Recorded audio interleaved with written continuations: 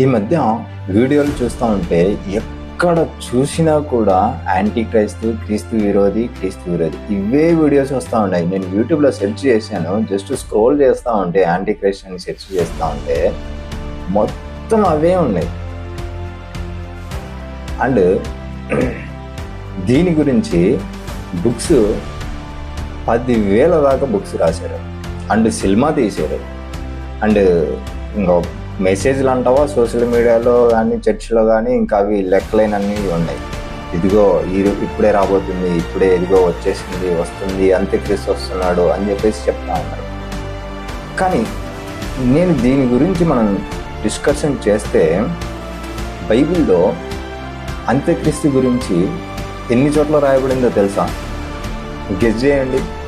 మొత్తం 66 బుక్స్, 1118 చాప్టర్స్లో ఎన్ని సార్లు రాయబడిందో తెలుసా? 100 సార్లు అనుకుంటున్నారా? 50, 30, 10, కొన్ని 5 లేదు, కేవలం 3 సార్లు. అంటే మొత్తం 4 టైమ్స్, కానీ ఒకే దాన్ని మళ్ళీ ఇంకో దగ్గర రాస్తాడనమాట. ఓకే, అది కూడా కౌంట్ చేసుకున్నాం కూడా. కేవలం 4 టైమ్స్ మాత్రమే ఈ అంత్యక్రీస్తు గురించి మెన్షన్ చేయబడింది. అండ్ అవి చదివితే చాలా అసలు వీళ్ళు చెప్పేదానికి దానికి సంబంధమే ఉండదు. ఇక్కడిది తీసుకొచ్చేసి స్టిచ్ చేసేసి కుట్టేసి మొత్తం అంతా ఒకటే క్లాత్ అన్నట్టు చూపిస్తూ ఉంటారు. ఇప్పుడు ఈ యాంటీక్రైస్ట్ అంటే అంత్యక్రీస్తు గురించి క్రిస్టియన్స్ ఏమనుకుంటారు అండ్ బైబిల్ ఏం చెప్తుంది అనే దాన్ని మనం ఈరోజు కొంచెం బ్రీఫ్గా దాని గురించి మాట్లాడుకుందాం. ఎందుకంటే నా చిన్నప్పటి నుంచి నేను వింటూ ఉన్నాను. ఫస్ట్ జార్జి బుష్ అన్నారు, జార్జి బుష్ తర్వాత మళ్ళీ ఒబామా తర్వాత ఇంకా ఎవరెవరో పేర్లు వాళ్ళు అన్నారు, తర్వాత ట్రంప్ అన్నారు, తర్వాత పోప్స్ అన్నారు, బిషప్స్ అన్నారు, అండ్ తర్వాత ఏంటి ఇప్పుడు మళ్ళీ రష్యా అంటున్నారు, మళ్ళీ నార్త్ కొరియా వాళ్ళు అంటున్నారు, ఈవెన్ దో మోడీని కూడా అన్నారు. వామ్మో, అంటే ఇంకొకరు ఏంటి, అగో ఆ ఇంటి నెంబర్ 666 ఉంది, అతనే యాంటీక్రైస్ట్, అగో అతని కార్ నెంబర్ 666 ఉంది, ఆయనే యాంటీక్రైస్ట్. Oh my God. నేను నా యొక్క సజెషన్ ఏంటంటే, ఇంత వాళ్ళందరి మీద డాక్యుమెంటరీ చేసి వాళ్ళ పర్సనల్ డీటెయిల్స్ను బయట పెట్టేసి వాళ్ళ మీద ఏదో ఫోకస్ చేసి వాళ్ళ పేరును డీకోడ్ చేసుకుంటూ వాళ్ళు చేసే విధానాలను డీకోడ్ చేసుకుంటూ ఇవన్నీ చేసుకునే బదులు ఒక్కసారి 4 వచనాలు ఆ వచనాల్ని డీకోడ్ చేసుకుంటూ ఆ వచనాలు చదువుకుంటే అయిపోయేది కదా.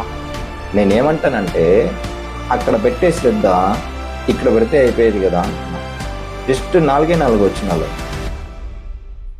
ఓకే, మనం దాని గురించి మాట్లాడదాము, చూద్దాం.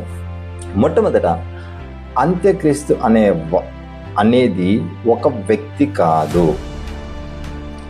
అంటే వీళ్ళు అనుకునేది ఏంటంటే, నేను చెప్తాను బ్రీఫ్గా. అంత్యక్రీస్తు అంటే వీళ్ళు ఏమనుకుంటారంటే, ఒకడు వస్తాడు, ఆ టెంపుల్ కట్టిస్తాడు, అక్కడ కూర్చుంటాడు, వాళ్ళందరినీ శాంతి సమాధానంగా చేస్తాడు, తర్వాత వాడు రివీల్ చేస్తాడు, అద్భుతాలు చేస్తాడు, మొత్తం అందరినీ 666 నెంబర్ వేసేసి వాళ్ళందరినీ మాయ చేస్తాడు. సో తర్వాత మళ్ళీ యేసయ్య వస్తాడు, అప్పుడు ఫైట్ చేస్తాడు, చంపుతాడు. ఇలా జరుగుతుంది. ఎవరైతే ముద్ర వేసుకోలేదో వాళ్ళు పరలోకానికి వెళ్తారు, ఎవరైతే ముద్ర వేసుకున్నారో వాళ్ళు నరకానికి వెళ్తారు.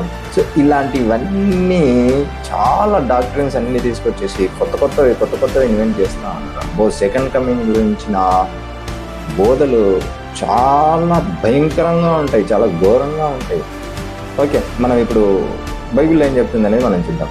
మొట్టమొదటిగా ఇవన్నీ కూడా ఎక్కడ రాయబడిందంటే కేవలం ఒకే వ్యక్తి రాసిండు.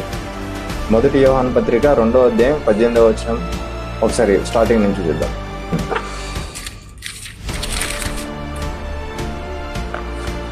చిన్నపిల్లలారా, ఇది కడవరి గడియ, క్రీస్తు విరోధి వచ్చునని వింటిరి కదా. ఇప్పుడును అనేకులైన క్రీస్తు విరోధులు బయలుదేరి ఉన్నారు. ఇది కడవరి గడియ అని దీని చేత తెలుసుకొనిచున్నాము. ఇది మీకు అర్థమైంది అనుకుంటా. అర్థం కాని వాళ్ళు మళ్ళీ కొంచెం డీప్గా చదవండి. ఇది కడవరి గడియ అన్నాడు. గడియ అంటే హవర్, ద లాస్ట్ అవర్. జ్యూస్లో 11th hour అని చెప్పేసి అంటే 11th hour. అంత్య దినాలు వేరు, అంత్య గడియ వేరు.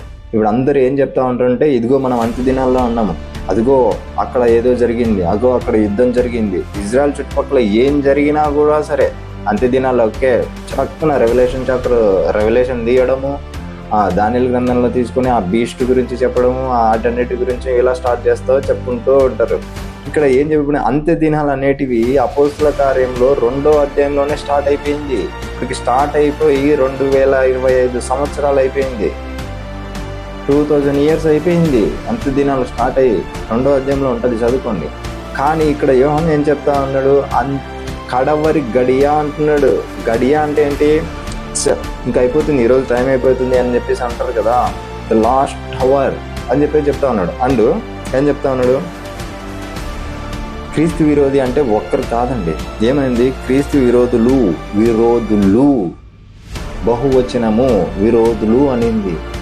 అందులోనే 4వ అధ్యాయము 2వ వచనం, యేసుక్రీస్తు శరీరధారి అయి వచ్చినని ఏ ఆత్మ ఒప్పుకొనునో అది దేవుని సంబంధమైనది, ఏ ఆత్మ యేసును ఒప్పుకొన్నదో అది దేవుని సంబంధమైనది కాదు. దీనిని బట్టియే దేవుని ఆత్మను మీరు ఎరుగుదురు. క్రీస్తు విరోధి ఆత్మ వచ్చునని మీరు వినిన సంగతి ఇదే, ఇది వరకే అది లోకములో ఉన్నది. ఏం చెప్తా ఉన్నాడు, ఆల్రెడీ ఉంది, క్రీస్తు శరీరధారిగా రాలేదు అని చెప్పేసి ఎవరెవరైతే చెప్తారో వాళ్ళందరూ యాంటీ క్రైస్ట్. అలాంటి వాళ్ళు ఆ విషయాలు మీరు విన్నారు కదా, ఆల్రెడీ వాళ్ళు ఉన్నారు, వచ్చారు అని చెప్పి చెప్తా ఉన్నారు. ఎవరి కోసం చెప్తున్నారంటే, యాక్చువల్లీ బైబిల్ ప్రకారంగా చూసుకున్నా కూడా, హిస్టరీ ప్రకారంగా, కాంటెక్స్ట్ ప్రకారంగా చూసుకున్నా కూడా ఇది ఒక వ్యక్తి గురించి రాయబడింది కాదండి, ఇది ఒక టీచింగ్ గురించి రాయబడింది. వాళ్ళు అలా టీచ్ చేస్తూ ఉన్నారు, మనం ఇలా టీచ్ చేస్తున్నాం. మనం ఏంది ఫిజికల్గా వచ్చాడని చెప్పేసి మనం చెప్తున్నాం, వాళ్ళు ఏంది ఫిజికల్గా రాలేదు, ఆయన చెప్పేసి స్పిరిచువల్గా వచ్చాడు, స్పిరిచువల్గా ఉన్నాడని చెప్పేసి వాళ్ళు ఆ విధంగా నమ్ముతున్నారు అని చెప్పేసి చెప్తున్నారు. అండ్ అది కూడా చెప్తారు చూడండి, అది వాళ్ళు ఎవరు ఏంటి అనేది కూడా ఇక్కడ క్లియర్గా ఇంకో దగ్గర కూడా మెన్షన్ చేసి ఉంటుంది. ఆ వచ్చిన కూడా నేను చదువుతాను. జస్ట్ పేజ్ తిప్పుకుంటే చాలు, 2వ అధ్యాయము 2వ యోహాను 1వ అధ్యాయం ఉంటుంది. అందులో యేసుక్రీస్తు శరీరధారి అయి వచ్చినని ఒప్పుకొనని వంచకులు అనేకులు లోకంలో బయలుదేరి ఉన్నారు. అట్టి వాడే వంచకుడును క్రీస్తు విరోధినే ఉన్నాడు. మేము మీ మధ్యను నెరవేర్చిన కార్యములను చెడగొట్టుకొనక మీరు పూర్ణ ఫలము పొందినట్లు జాగ్రత్తగా చూసుకున్నాడు. క్రీస్తు బోధ యందు నిలిచి ఉండక దానిని విడిచి ముందుకు సాగు ప్రతి వాడను దేవుని అంగీకరింపని వాడు, ఆ బోధ యందు నిలిచిండు వాడు తండ్రిని కుమారుని అంగీకరించువాడు. ఎవడైనా ఈ బోధను, అర్థమవుతుందా, దేని గురించి మాట్లాడుతున్నాడు, బోధ గురించి మాట్లాడుతున్నాడా, వ్యక్తి గురించి మాట్లాడుతున్నాడా? అంతమంది మీద స్టడీ చేసే బదులు అంతమందిని డీకోడ్ చేసి, అగో కార్ నెంబర్ వచ్చింది, అగో తెల్లగురం వచ్చింది, అగో వాళ్ళు అక్కడికి వెళ్ళారు, అగో కొత్త మినిస్టర్ వచ్చాడు, వాళ్ళ ఇంటి పేరు 666, ఇవన్నీ బైబిల్ చదవండి అయ్యా. ఈ బోధను తేక మీ యొద్దకు వచ్చిన ఎడల వాణిని మీ ఇంట్లో చేర్చుకునవద్దు, శుభమని వానితో చెప్పవద్దు అని చెప్పి చెప్తా ఉన్నాడు. దేని గురించి మాట్లాడుతూ ఉన్నాడు, వ్యక్తి గురించా, బోధ గురించా? 4 వచనాలు చదవలేరా? ఆ 4 వచనాల కోసము సినిమాలు, 10,000 బుక్కులు, ప్రసంగాలు జనాల్ని భయభ్రాంతులు చేసుకుంటూ, వాళ్ళ యొక్క క్యారెక్టర్ అసాసినేషన్ చేసుకుంటూ, వాళ్ళ మీద నెగిటివ్ నెగిటివ్ ప్రభావం చూపిస్తూ. అంటే మీరు చెప్తే ఇప్పుడు క్రిస్టియన్స్ అందరూ కూడా ఆయన నెగిటివ్గానే అనుకుంటారు కదా, ఆయన వచ్చి కూర్చొని వెళ్తాడని చెప్పేసిందా? మీరు దీన్ని తీసుకొని వెళ్ళి ఆ బీస్ట్కి, ఆ కొమ్ము చిన్న కొమ్ము వస్తుంది, ఆ రాజ్యాలకి, వాటన్నిటి దానియేలు గ్రంథానికి తీసుకెళ్ళి మీరు చెప్తారా? రెవల్యూషన్ గ్రంథంలో ఏం రాయబడింది? మొట్టమొదటి దినం ఇదిగో ఇవి త్వరగా జరగబోతున్నాయని చెప్పి చెప్తుంది. అందుకే ఆ సీల్ చేయొద్దు, ఆ సీల్ ఓపెన్ చేయని చెప్పి చెప్తాడు కదా. అంటే త్వరగా అంటే 2000 సంవత్సరాలకు అయితే అది కూడా కాదా? నాకు తెలిసి మీరు ఆన్సర్ చెప్తారు, దేవుని యొక్క కాలం వేరు, మన యొక్క కాలం వేరు అని చెప్పి చెప్తారు. మరి అదే దాంట్లో దానియేలులో మీరు ఏదైతే దానియేలు దాంట్లో నుంచి ఆ బీస్ట్ యొక్క ప్రవచనాన్ని, ఆ బీస్ట్ యొక్క దర్శనాన్ని అండ్ ఆ 70 weeks ప్రాఫెసీని మీరు తీసుకొచ్చి చెప్తా ఉన్నారు కదా, దాన్ని ఇంక్లూడ్ చేస్తున్నారు కదా. దాంట్లోనే 8వ అధ్యాయంలో ఏం రాయబడి ఉంటుంది తెలుసా? ఇదిగో దీన్ని సీల్ వేయి, ఇంకా దీనికి టైం ఉందని చెప్పి చెప్తాడు. సో తొందరగా దానికి సీల్ ఓపెన్ చేయమంటాడు, అండ్ దూరంగా లేట్ అవుతున్న దానికి సీల్ వేయమని చెప్తాడు. అంత్య దినాలకి, కడవరి గడియకి త్వరలో సంభవించుతున్నాయని చెప్పి వీటన్నిటికీ అర్థం తెలీదా? అంటే యేసయ్య ఏం చెప్పాడు? ఇదిగో మీలో, నేను చదివి వినిపిస్తాను చూడండి. మత్తయి సువార్త చూడండి. అసలు 70 వారాలకి దీనికి ఏంటయ్యా బాబు సంబంధం? మత్తయి సువార్త 10వ అధ్యాయము 27వ వచనం. మనుష్య కుమారుడు తన తండ్రి మహిమ గలవాడై తన దూతలతో కూడా రాబోచున్నాడు. అప్పుడు ఆయన ఎవని క్రియల చొప్పున వానికి ఫలమిచ్చును. చూడండి 28వ వచనం జాగ్రత్తగా చూడండి. ఇక్కడ నిలిచి ఉన్న వారిలో కొందరు తన రాజ్యంతో వచ్చుట చూచు వరకు మరణము రుచి చూడరని నిశ్చయముగా అంటే బల్ల గుద్ది చెప్పినట్టు అని అర్థం.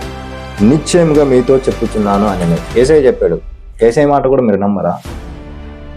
మీలో ఒక్కరు చావరు, ఇక్కడున్న వాళ్ళు మీరు చావరు, నేను వచ్చేది చూసేంత వరకు అని చెప్పేసి అన్నాడు. వాళ్ళు ఇంకా బతికున్నారా?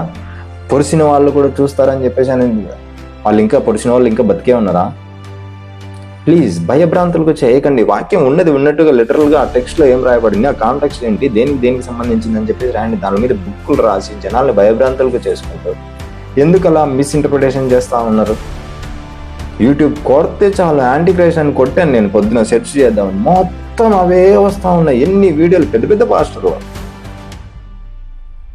ఓన్లీ తెలుగులోనే నేను కొట్టింది, తెలుగు అని కొట్టాను నేను. దానికి ఇన్ని వస్తున్నాయంటే ఇంటర్నేషనల్ లెవెల్లో ఇంకెంత వస్తూ ఉంటాయి, వేరే కంట్రీలో ఎంత వస్తూ ఉంటాయి. ఎంతమందిని మిస్లీడ్ చేస్తూ ఉన్నారు, ఎంతమందిని మిస్గైడ్ చేస్తూ ఉన్నారు, ఎంతమందిని వాళ్ళ ఆ ప్రెసిడెంట్ మీద, ఈ ప్రెసిడెంట్ మీద, వీళ్ళ మీద, వాళ్ళ మీద, ఎందుకు వాళ్ళ మీద క్యారెక్టర్ అసోసియేట్ చేస్తూ ఉన్నారు. క్రీస్తు విరోధి అనేది వ్యక్తి కాదండి, అది టీచింగ్. వాళ్లకు ఆ సందర్భంలో ఈ నాసిజం ఫాలో అయ్యే వాళ్ళకు మాత్రం రాయబడింది. అంటూ యోహాను క్లియర్గా చెప్తా ఉన్నాడు. వాళ్ళు మనలో నుండి వెళ్ళిపోయారు అని చెప్పేసి కూడా ఉంటుంది. అక్కడ వాళ్ళిద్దరికి డిబేట్స్ అయినాయి, కౌన్సిల్స్ అయినాయి. తర్వాత వాళ్ళు అక్కడ నుంచి వెళ్ళేసి తర్వాత డినామినేషన్స్ పెట్టుకున్నారు. ఇప్పుడు ఏ విధంగా అయితే మీరు ప్రొటెస్టెంట్లోనే ఇన్ని డినామినేషన్ స్ప్రెడ్ చేసుకుంటూ పెట్టారో అక్కడ వాళ్ళు కూడా స్ప్రెడ్ చేసుకుంటూ వెళ్ళారనమాట. సో దాని గురించి చెప్తా ఉన్నాడు. మీరు మళ్ళీ వాళ్ళతో వెళ్ళకండి, వాళ్ళతో మాట్లాడకండి, వాళ్ళ టీచింగ్ వినకండి అని చెప్పేసి చెప్తా ఉన్నాడు. దీనికి సంబంధం ఏంటండి నాకు అర్థం కావట్లేదు. ఎంత మిస్ఇంటర్ప్రిటేషన్ చేస్తా ఉన్నారు. అండ్ ఇంకొకటి, ఇప్పుడు యోహాను చెప్పిన ప్రకారం, మీరు అనుకున్న ప్రకారమే యేసు క్రీస్తు కాదని ఒప్పుకొని పార్టీ వాడును కూడా అంత్యక్రీస్తు అని అన్నాడు కదా. అలా అనుకుంటే ఇప్పుడు మీరు ఇజ్రాయెల్ మీద స్టడీ చేయకండి. ఎందుకు తెలుసా? ఇజ్రాయేలే యాంటీక్రైస్ట్, ఇజ్రాయేలే క్రీస్తు విరోధి. ఎందుకు ఈ మాట అంటున్నాను తెలుసా? యేసుని క్రీస్తుగా అంగీకరించింది ఎవరు? అపొస్తలుల కార్యం 2వ అధ్యాయంలో చదువుకున్నా అండ్ స్టెఫెను సందర్భంలో చదువుకున్నా కూడా వాళ్ళు ఏం చెప్తారు? ఇగో ఆయన వచ్చాడు, మీరు కానీ ఆయన అంగీకరించలేదు, ఆయన మీరు చంపేశారు, ఈయన మెస్సయ్య అని చెప్పేసి పౌలు చెప్పాడు, స్టీఫెన్ చెప్పాడు. వాళ్ళు అంగీకరించలేదు. అంగీకరించింది ఎవరు? జ్యూస్. ఆయన యేసయ్య వచ్చింది ఎవరి కోసం? జ్యూస్ కోసం కదా. మెస్సయ్య క్రీస్తు ఎవరి కోసం వచ్చాడు? సో అంత్యక్రీస్తు అని మీరు చెప్పాలనుకుంటే, బైబిల్ ప్రకారంగా మీరు చెప్పాలనుకుంటే ఇజ్రాయేలే అంత్యక్రీస్తు. ఎందుకంటే వాళ్ళు క్రీస్తుని యాక్సెప్ట్ చేయలేదు కదా. వారే కదా సిలువ వేసింది, వారే కదా చంపేసింది. బైబిల్లో రాయబడింది కదా. ఆయన తన స్వకీయుల యుద్ధకు వచ్చిన వారు ఆయనను అంగీకరించలేదని చెప్పేసి అంటుంది కదా. స్వకీయులు అంటే ఎవరు? ఇజ్రాయేలే కదా. వాళ్ళే కదా ఆయనను అంగీకరించింది. ఆలోచించుకోండి ప్లీజ్. జనాలు భయపెట్టకండి.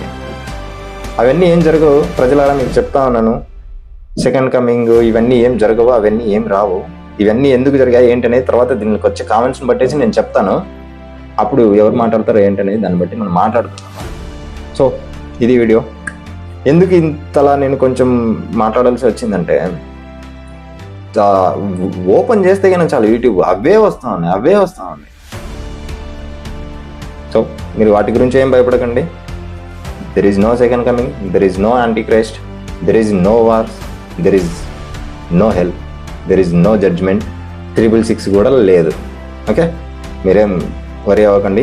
హ్యాపీగా మీరు మంచిగా తినండి, మీ పనులు మీరు చేసుకోండి, రిలాక్స్గా పడుకోండి, అంతే. దేని గురించి ఏం వరి అవ్వకండి. Thank you.